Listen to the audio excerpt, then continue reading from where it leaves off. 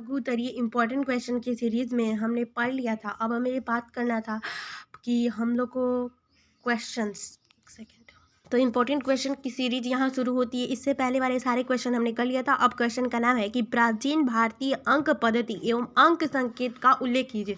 तो चलिए शुरू करते हैं और अच्छे से समझते हैं। जिनका भी एग्जाम होने वाला है और एमजेसी हिस्ट्री में है लघुत्तरीय क्वेश्चन, तो देखिए आप इसको बस सुन लीजिए और समझ लीजिए कि चीज़ें हैं क्या, फिर आप एग्जाम में जा करके लिख पाइएगा। आज हम लोग सारा क्वेश्चन करेंगे। बहुत सारे हमने क्वेश्चन की सीरीज डाली है, तो उन सबको भी आप देख लीजिए प्लीज़, एग्जाम के लिए बहुत इंपॉर्टेंट होने वाला है। तो चलिए बिना देरी के शुरुआत करते हैं। ठीक है, चलिए शुरू करते हैं। गणित की वर्तमान पद्धति निस्संदेह भारतीय मनुष्यों की देन है, क्योंकि वर्तमान अंक पद्धति के आधार प्राचीन भारतीय विद्वानों द्वारा प्रयुक्त अंक पद्धति है। भारतीय अंक पद्धति गणित विषय में भारतीयों का महत्वपूर्ण योगदान रहा, जिनमें उनका सबसे बड़ा योगदान वह अंक पद्धति है जिसका प्रयोग करके बड़ी से बड़ी समस्याओं का समाधान किया जा सकता है। ये अंक 1 2 3 4 5 6 7 9 8 9 और फिर 0, इन 10 चिन्हों के प्रत्येक जटिल से जटिल प्रश्न को हल करने की शक्ति है। इनमें से प्रत्येक का अपना स्वतंत्र मूल्य होता है तथा उसके स्थान परिवर्तन के साथ ही उसका मूल्य भी परिवर्तन हो जाता है। जैसे कि 2 का अगर हम सिंगल डिजिट लेते हैं तो उसका वैल्यू सिर्फ 2 है, लेकिन उसके आगे पीछे बहुत सारे डिजिट लिख देते हैं तो उसका जो मतलब होता है, जो अंक का वैल्यू होता है वो चेंज हो जाता है ना। और जैसे कि इतना में है ना, तो जैसे कि 2 3 4 5 3 है तो वहाँ पे वो 20,000 का बात हो रहा है। ठीक है, और सिर्फ 2 है तो वो 2 है, तो उसका वैल्यू चेंज होते रहता है अंक के साथ जुड़ने के साथ। और जैसे कि 0 है तो 0 उसका स्वयं खुद वैल्यू नहीं होता है, लेकिन किसी के पीछे लग करके उसका वैल्यू को क्या करता है, वो इंक्रीज कर देता है। ठीक है, किंतु प्रथम 2 अंक पर आधारित यह अंक पद्धति दार्शनिक अंक पद्धति कहलाती है। इन अंकों में सर्वाधिक महत्वपूर्ण शून्य है। शून्य का समान अर्थ है कुछ नहीं, किंतु अंक पद्धति शून्य के आश्चर्यजनक परिणाम होते हैं। किसी संख्या के अंत में एक शून्य रखने पर उसका मूल्य 10 गुना ज्यादा बढ़ जाता है। वैदिक साहित्य में अंक पद्धति का उल्लेख इस बात का स्पष्ट परिणाम है कि वैदिक युग में दार्शनिक पद्धति प्रचलित थी। ऋग्वेद में 1 द्वि त्रि चतुर पंच षष्ठ सप्त अष्ट नव 10 शत सहस्त्र जैसे शब्द इस बात का सूचक है कि वैदिक युग में गणना दार्शनिक पद्धति के आधार पर थी।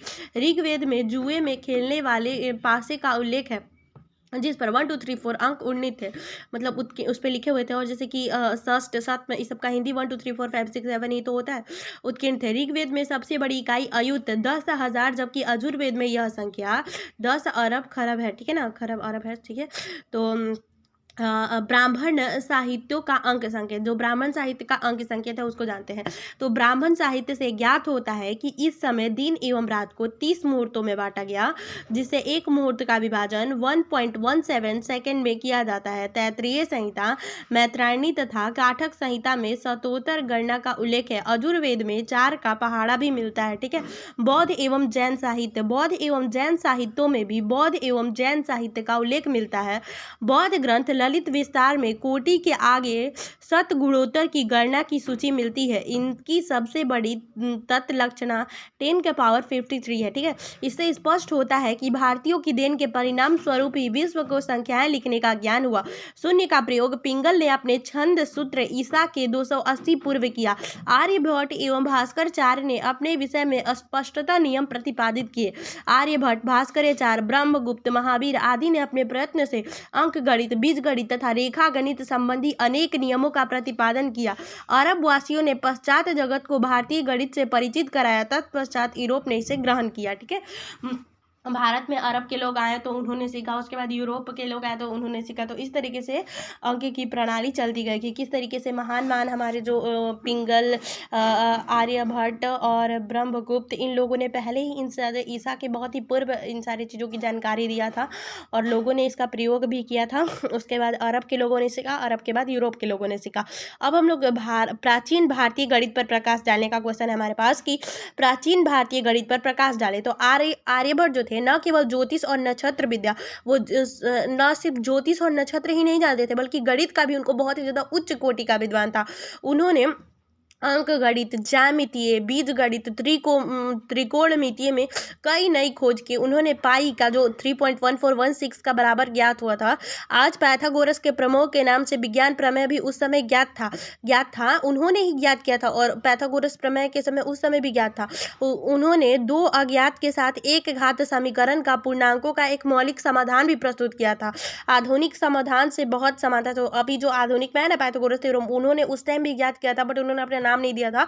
तो इस तरह के आर्यभट्ट संप्रदाय, जया, आर्यभट्ट संप्रदाय जो जया, उसको हम लोग इंग्लिश में sine theta, sine cos theta जो ट्रिग्नोमेट्री में होता है, कोटिजिया से भी उनको परिचित था। उन्होंने उसका नाम साइन का नाम जया रखा था और कोटिजिया कोसाइन का नाम कोटिजिया रखा था, वो उस टाइम उन्होंने रखा था।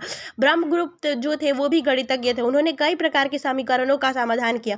उनकी रचना में गणित के साधारण सिद्धांतों, वर्गमूल, घनमूल, ब्याज के तीनों सिद्धांत, समीकरण, त्रिभुज तथा वृत्त के व्यवहार, प्रारंभिक मेंसुरेशन, छाया समस्या तथा प्रथम एवं द्वितीय श्रेणी की साधारण समीकरण, इन सभी को बड़ी भली प्रकार समझा गया है। ठीक है। गुप्त काल में दशमलव प्रणाली का काफी प्रचार हुआ। जो गुप्त काल थे उनमें दशमलव प्रणाली का काफी प्रचार हुआ। वारमिहिर और आर्यभट्ट दोनों ने अपने ग्रंथ में इस प्रणाली का प्रयोग किया। कौन है? जो वारमिहिर और आर्यभट्ट हैं, दोनों ने इसका प्रयोग किया। इस प्रणाली का आविष्कार कब हुआ यह निश्चित नहीं है।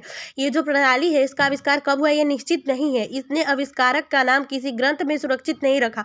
कब आविष्कार हुआ इसका कोई जानकारी भी नहीं है। और जैसे कि अंग्रेजों ने जो भी किया उसका अपने नाम दे दिया, अपने नाम पर रखा, उसका ईयर भी मेंशन किया। तो ऐसा इंडियन में नहीं होता था। वो लोग अपना खोज करके अपना नाम को दर्ज नहीं कराते थे और उसको आविष्कारिक तरीके से, अच्छे तरीके से, सुरक्षित तरीके से रखा नहीं, जो भी खोज किया अपने नाम के साथ, सारी चीज़ों के साथ।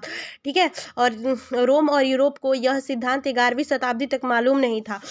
अरब वाले लोगों ने यूरोप वाले लोगों को इन सारी चीज़ों के बारे में बताया था, सिद्धांत सिखलाए, और अरबों ने उन्हें समस्त विश्व को सिखलाया।